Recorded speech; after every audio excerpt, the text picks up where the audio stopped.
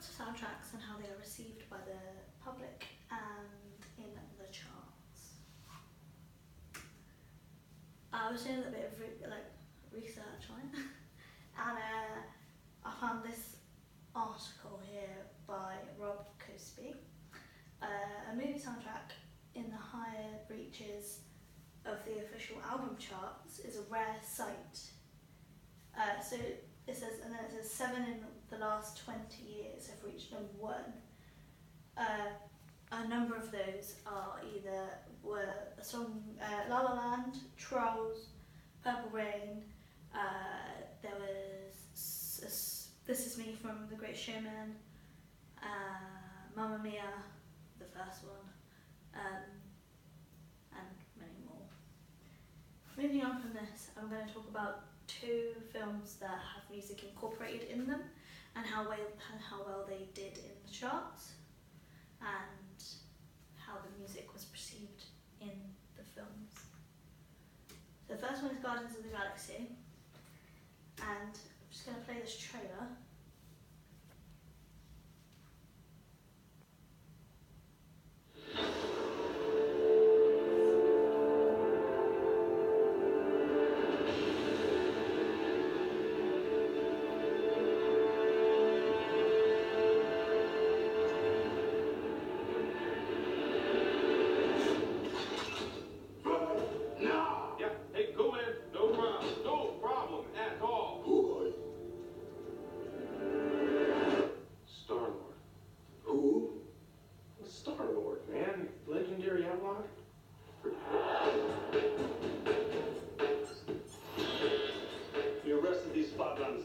Check out the rap sheets. Drax, aka the Destroyer. Since his wife and family were killed, he's been on a rampage across the galaxy in his search for vengeance. Gamora, soldier, assassin, wanted on over a dozen counts of murder. Rocket, wanted on over 50 charges of vehicular theft and escape from lockup. What the hell? Groot has been traveling recently as Rocket's personal houseplant / muscle. Peter Jason Quill. He's also known as Star-Lord. Who calls him that? Himself, mostly. He's wanted largely on charges of minor assault, public intoxication, and fraud. Oh, I'm sorry. I didn't know how this machine worked.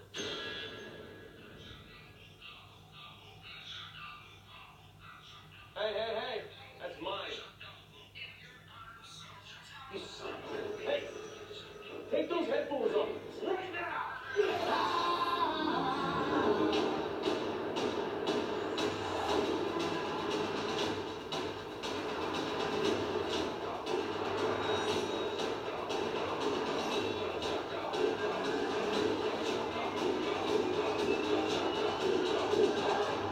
They call themselves the Guardians of the Galaxy. A bunch of a-holes.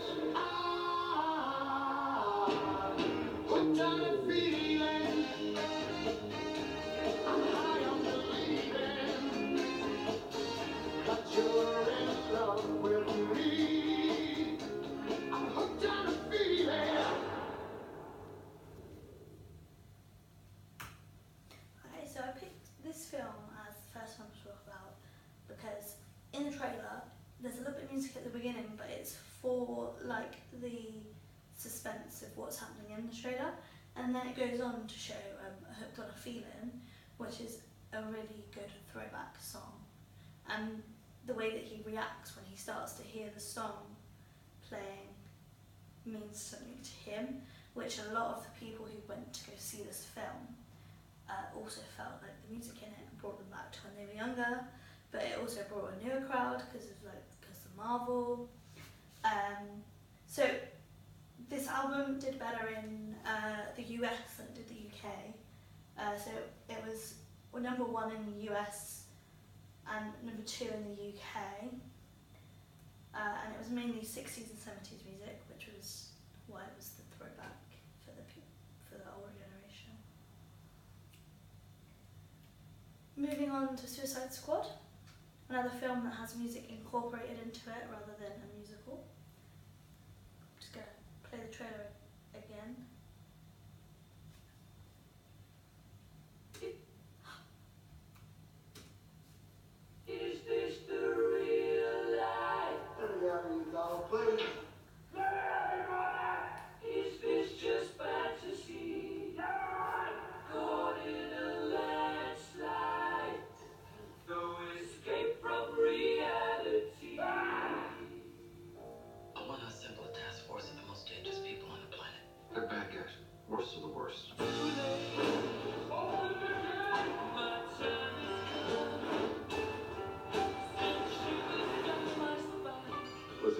cheerleading tryouts.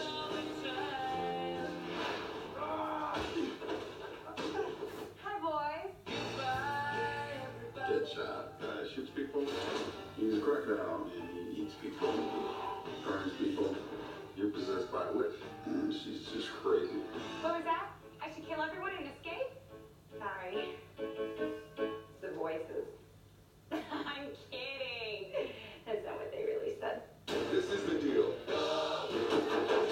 You're going somewhere very bad. Whoa! Do something that'll get you killed. Let's save the world.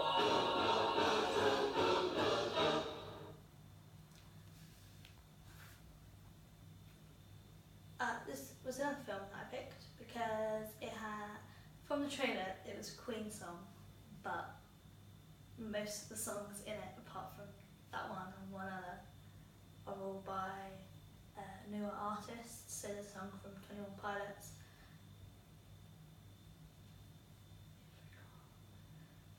and loads of people. So that was actually a remake by, it was remastered for the film.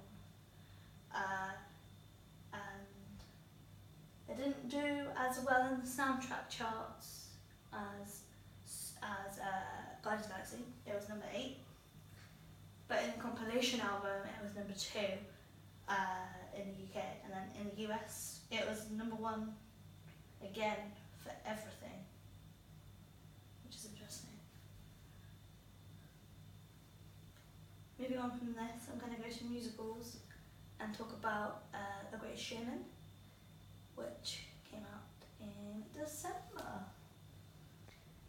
This is just a little video of Zac Efron hearing one of the songs for the first time and how excited he got, which I'll talk more about after I've played the clip. Go on, there's something colorful, and if it's crazy, little crazy, you can play it sensible, the king of conventional, or you can risk it all and sing. Don't you wanna get away? Oh, what you gotta play, 'cause I got what you need, so come with me and take. From that you could hear the excitement as well. So with this film and the music in it, the artists, not the actors and actresses, are very involved. So Andy and Pascal, the composers for all the music,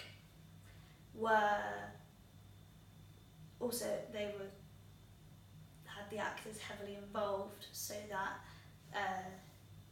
you could see the pure passion in the music from it. There's just a little bit of pop culture coming up. So Zac Efron, as we all know, was in High School Musical.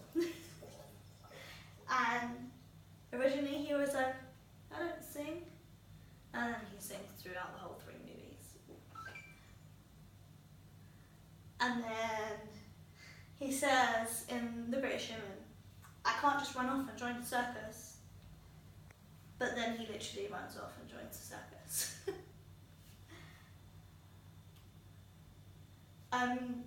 So this album reached number 1 everywhere, basically. I think it was literally apart from Germany. I think this happened because it's such an enjoyable soundtrack and it's guilt-free and you just enjoy the music and everyone who sings in it can sing. Yeah. The second film I'm talking about, musical, is Mamma Mia. This clip is quite long, but I'm going to find the bit that I need from it. What I thought. When this was going to happen, I said, okay, we're going to do this film. I want to be responsible for what this would sound like at the end of the day. And for a 3-minute song. we made our way along the river, and we sat down in the grass by the Eiffel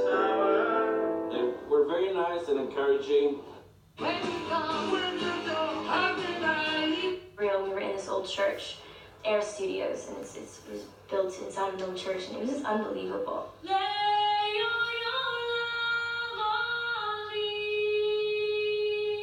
So you record the songs, and that's one terror, and then comes the day and you have to sing the songs in front of, 200 people. When you go, how can I even try to go? When you go, oh, I try, how can I carry on? I just surrendered to the whole experience. Thank God for playback. What are you doing at the end? Are you laughing? No, we're doing all right. I was thinking, thank God it's over. The tradition in musicals is to do a pre-record and then mime. Now, because we have such fabulous actors in this film, and some of them were very keen to be given the opportunity of doing it live, we left the option open. I work all night, I work all day to pay the bills I have to pay. Meryl sang live all the time. Even, for example, you're on the edge of a cliff in The Winner Takes It All. The judges will decide, the likes of me abide. There was a howling gale, and it was unlikely we were going to be able to salvage much of that live recorded track. But she sang out on every take. I don't want to talk, 'cause it makes me feel sad. She wanted the audience to feel the energy of that. The winner takes it all. The winner takes it all. And there were times when we used the live recording. And I'm not going to tell you when those are, but a lot of it is a blend, of both. Yes, I'm in love. Yeah, so at the beginning of that video, there were people from ABBA talking about how much they heavily wanted to be involved in it, seeing as it's a movie about their music. So they sat down, they recorded it all again, they re-recorded all the tracks for it with the actors of the film, and created this. And then when they were filming, as you heard, they sang live, and some of it is clips of them singing in a studio, some of it's singing live, which isn't something that happens on a musical, but it worked. So it was #1 UK compilation charts, and it's a 5-time platinum selling album for ABBA again, which is nice. It's full of throwbacks and nostalgia.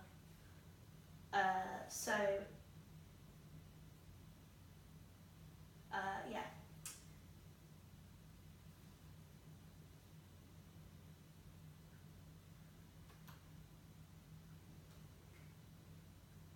So I picked these 4 films because I thought that they all kind of interlinked with each other. So the first 2, they were Marvel and DC, so it was a rival there, and then it was a rival with the old music and the new music. And then with Mamma Mia and The Great Showman, again, contemporary music and, ABBA. So I thought that they fitted well together, and the people in them brought the music to life. Like, they resold it with ABBA, and with The Great Showman, they sold it well for remakes. Yeah. Thank you.